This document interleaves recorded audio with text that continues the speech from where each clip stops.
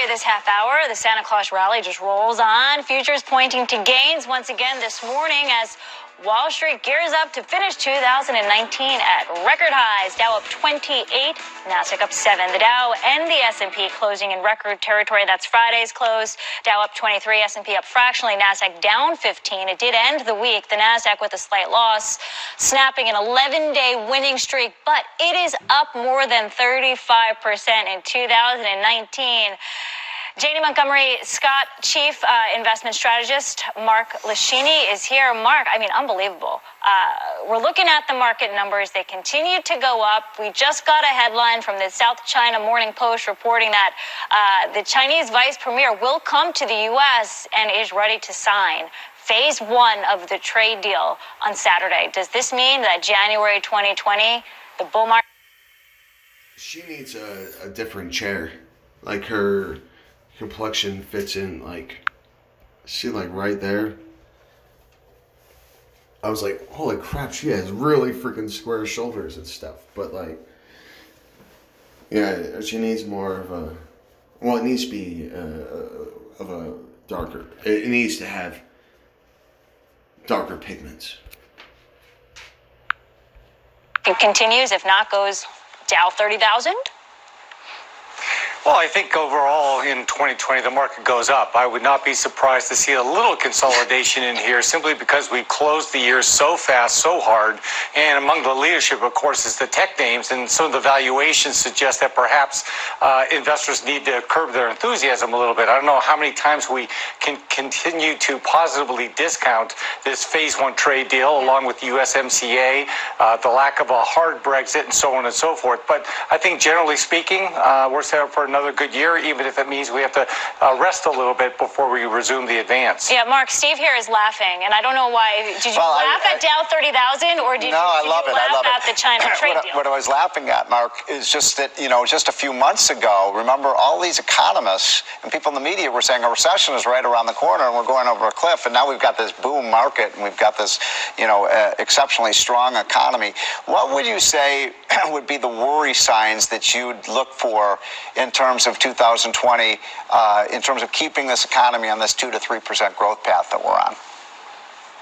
Well, I agree. There was a lot of pessimism, particularly it seemed to have peaked in August of this year, but that faded as we go into the end of this year. And the worry that I would have is that what we're starting to see tentative signs of is improvement of global growth abroad. Mm-hmm. We know that China's been stimulating their economy to try to stabilize growth, and it has huge effects to other economies like the emerging markets and Europe alike. And should we continue to see that evolve positively, that would be a good framework for the U.S. economy to continue to persist its strong economic pace. Should that not develop and business worries start to surface again around whether global growth is decaying, or should we not see some migration towards some kind of phase 2 deal or 3 or 4 or however many we're going to have with China, business sentiment could deteriorate. And that's what we saw this year. And if that would occur, that could bleed into consumer sentiment. And that's been the major force propelling this economy forward.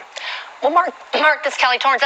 I'm not watching this entire thing because it's a bunch of, let me just go ahead. Kind of what I wanted to ask you about, and related to what Steve was saying, Democrats and others have been predicting a recession for a while, but I look at consumer spending. Super Saturday was a record day on retail spending, $34.4 billion, and consumer confidence, it's higher than it's been since, I think, 2001. A poll found that 76% of Americans think the economy is very good or somewhat good, and that's up from 67% last year. And since consumer spending drives about 70% of GDP, do we really need to worry that much about 2020? It's looking good to me, and I think consumers think so too. I agree with you totally. Right now, the momentum certainly is in favor of the consumer continuing to spend. As you mentioned, elevated levels of confidence, household net worth at all-time record highs, wages rising, household saving rate around 8%, consumer debt burden has been lowered. I think all these things collectively means that what wages will continue to grow as a consequence of the tight labor market is going to feed into the economy, and we're seeing this. The most recent Atlanta GDP Now tracker is showing 2.1% growth here year. So we're seeing trend or slightly even above trend growth as we start off the new year. So I think that's terrific, and I think that tailwind is going to persist. I did find a negative, and that's IPOs. Look, 2019, Mark, was a string of IPO disappointments. The number of new listings fell by a fifth to 1,237 this year. That was the lowest. Is this .com bubble 2.0? Is that what this is? .com bubble 2.0? Is that what this is? So transportation. What's Slack? And what's Smile? I know what Pinterest is. Hold on.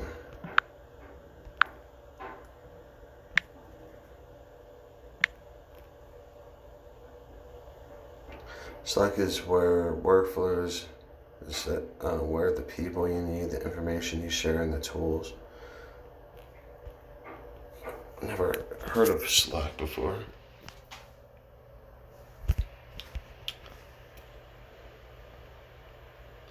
Channels are where teams share ideas and make decisions. Annual planning, find everything in the archive. Turn conversations into action items or get key information in Slack. Or send tacitly how to plan. Efficient teamwork for every enterprise. So it's a social media site for the workforce, which is a brilliant idea, must say. Level in 3 years, according to Dealogic. You have Uber. Smile. That's the other one. Smile. Direct Club.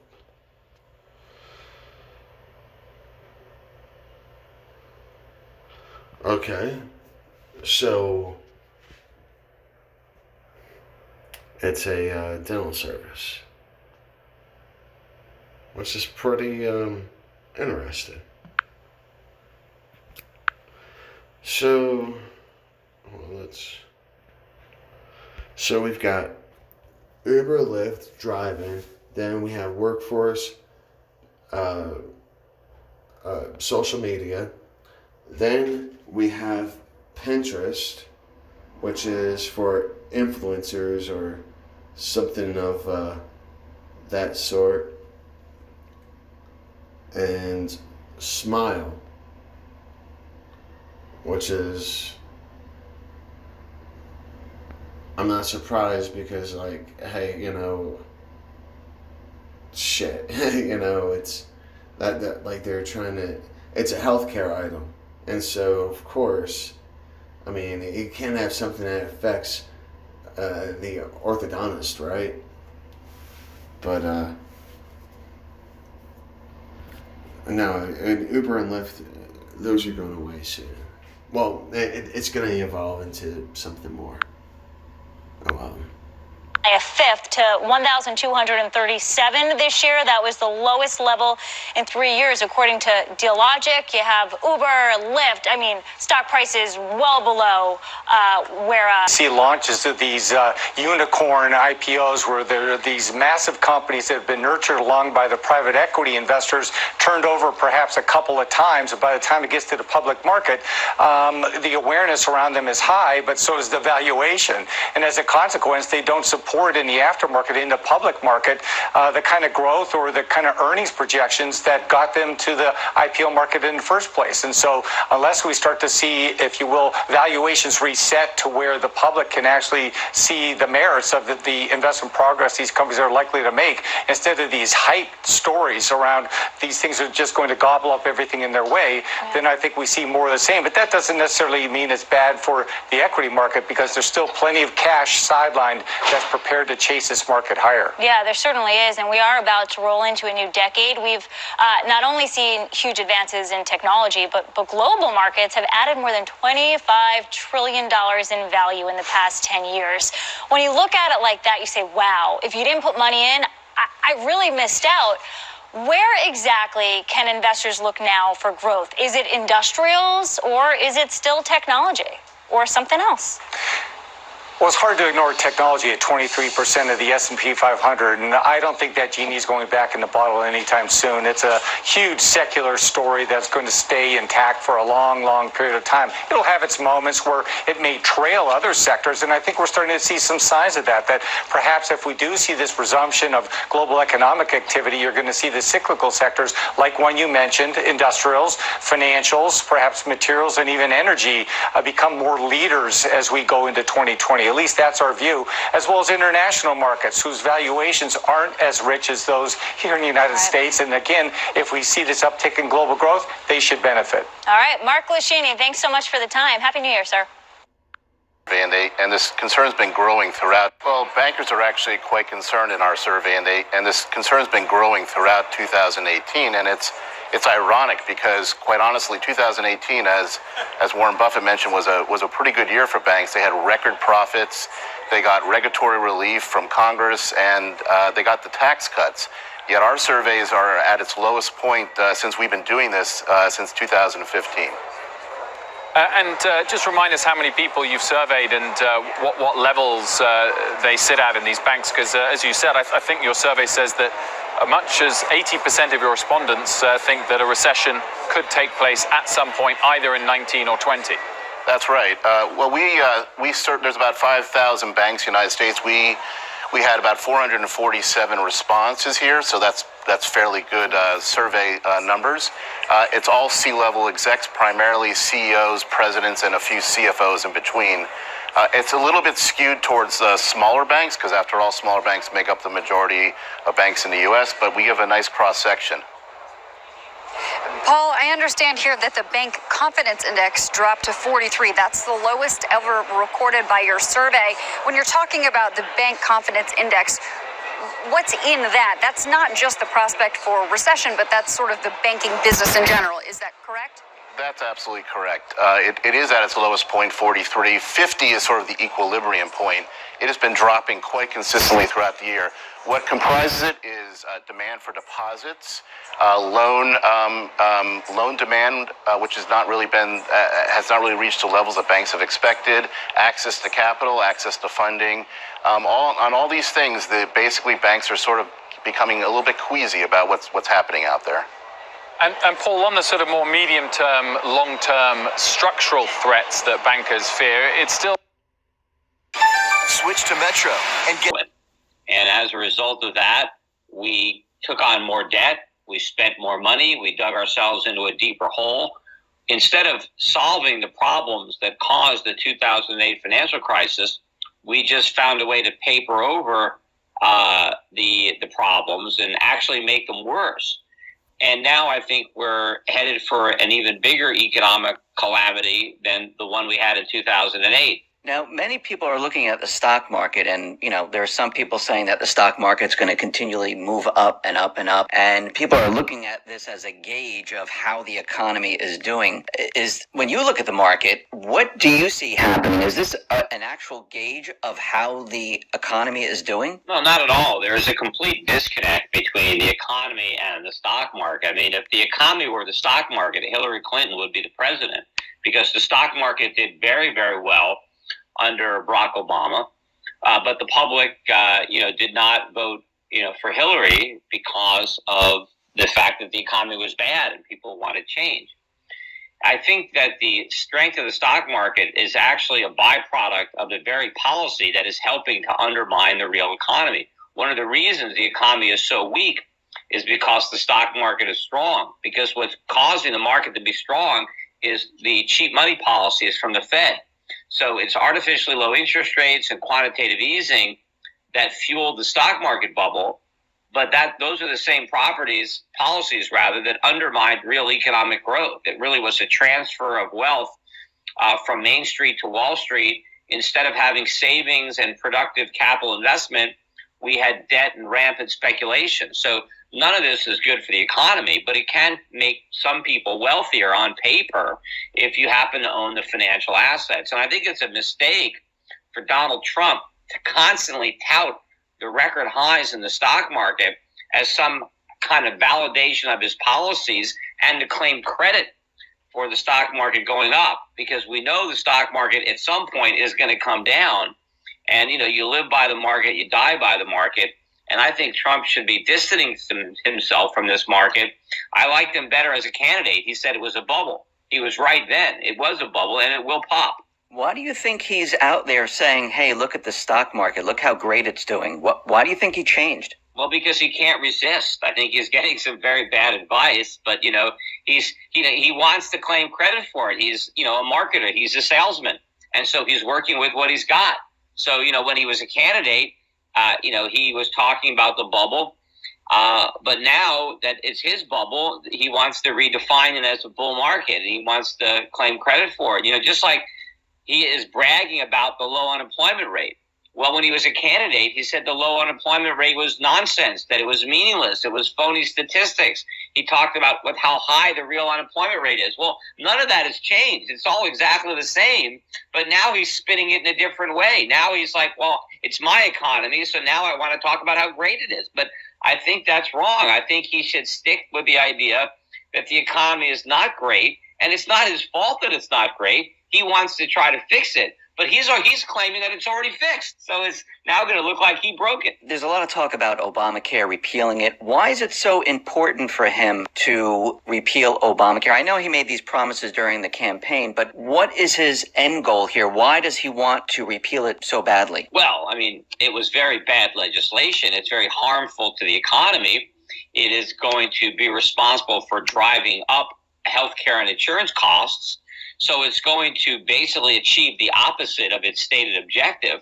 But the problem is most of the repeal and replacement bills that the Republicans brought forward were almost as bad, and in some cases worse. They wanted to talk about repealing Obamacare, but they actually didn't want to repeal it.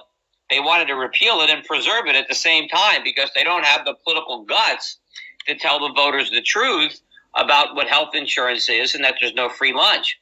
So, basically Trump wanted to have his cake and eat it too. He wanted to repeal Obamacare, but preserve it at the same time. He wanted to tell people that they didn't have to buy expensive insurance if they didn't want to, but that if they were sick, they can buy insurance for the same price as they could buy it when they were healthy, which of course is great for the consumer because it means that there's no reason to buy insurance. Why would any healthy person buy health insurance if they could just wait until they get sick? And then if they need it, buy it for the same price as if they had bought it when they were healthy. That's, that basically destroys the reason to buy insurance in the first place. So it's great for the consumer, but ultimately it's lousy for the consumer because it destroys the insurance industry. And if the insurance industry can't make a profit, then there's no insurance. But what the Republicans wanted to do was substitute premiums paid by healthy people for subsidies paid by taxpayers. They wanted the taxpayers to provide the money to pay out the claims to the sick people because the healthy people weren't going to buy any policies thanks to the ban against pre-existing conditions. So the whole thing was a farce. And in fact, if you go back to the end of last year, early this year, I was one of the only people out there saying that they were not going to repeal Obamacare. I said, I think it's going to stay. I don't think they're going to be able to repeal it. And I was right because I understood what Obamacare was, and I saw the inconsistency in what the Republicans were claiming because they wanted to preserve the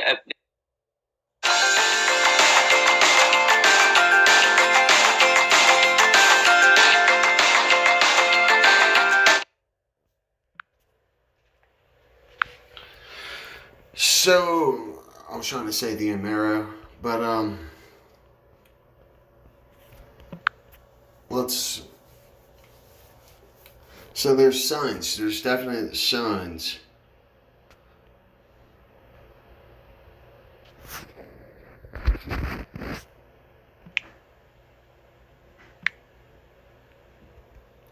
The recession is unlikely in 2020, but possible. The economics profession did not predict most past recessions, so the absence of a downturn in current forecasts cannot be too comforting to business leaders planning operations for the upcoming year. And what's happening is that we're going through a technological, economic evolution.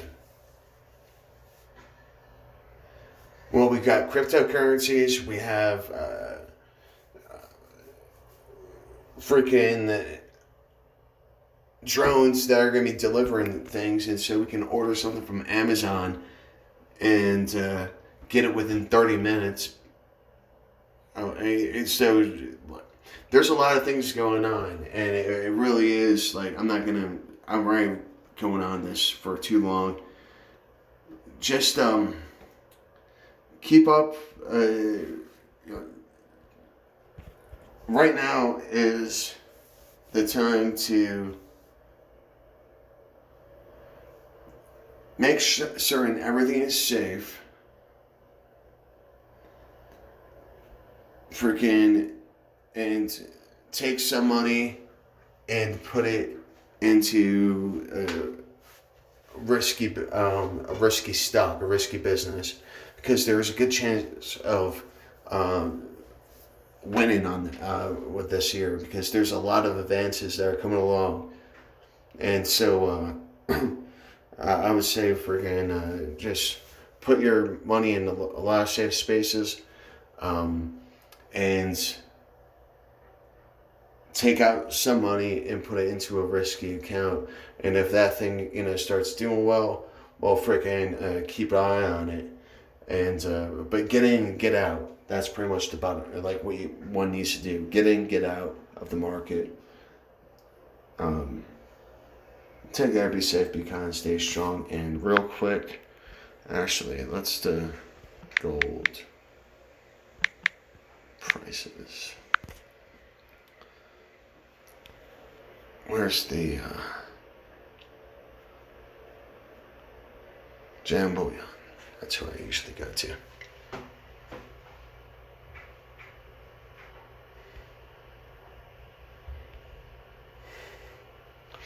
So, back, I think it was like, let's see, 2008, and I think gold was just under 1,000.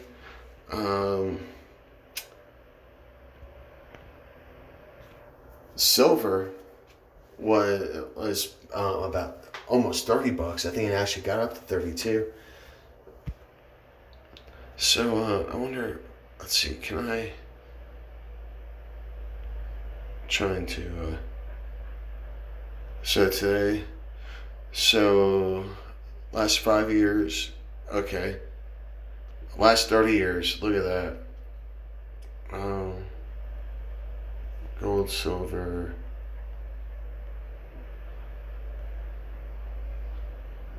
So that's the last thing. I have.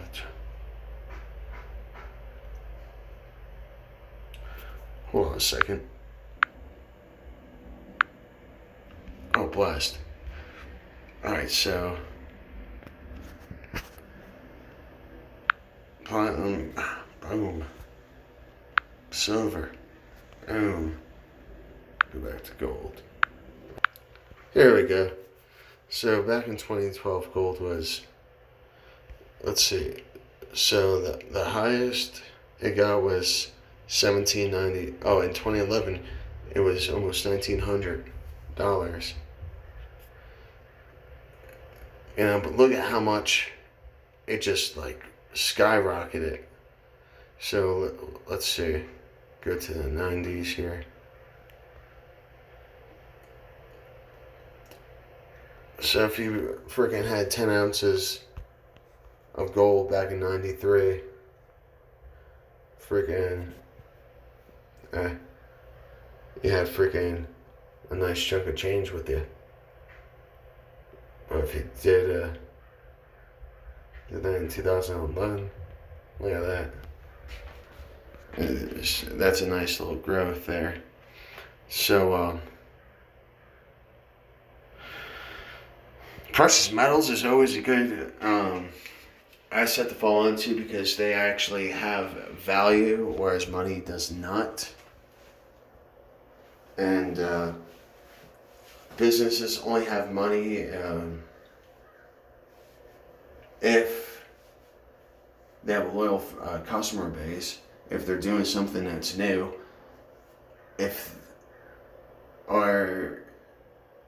they're just crony capitalists. I don't want to say it like that, but it's dog eat dog world and such. So, anyways, take care, be safe, be kind, stay strong, and don't believe. Actually.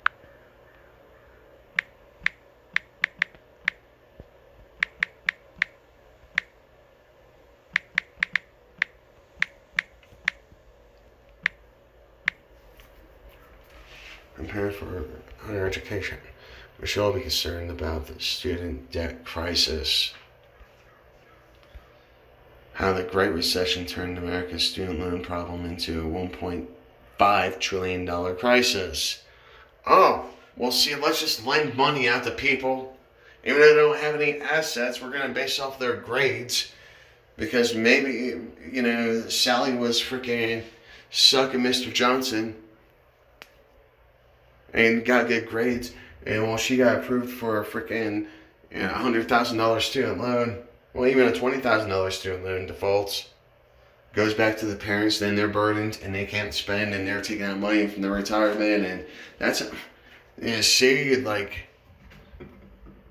I need to get my thoughts better organized so I can actually start teaching people. Take care, be safe, be kind, stay strong. I love you all.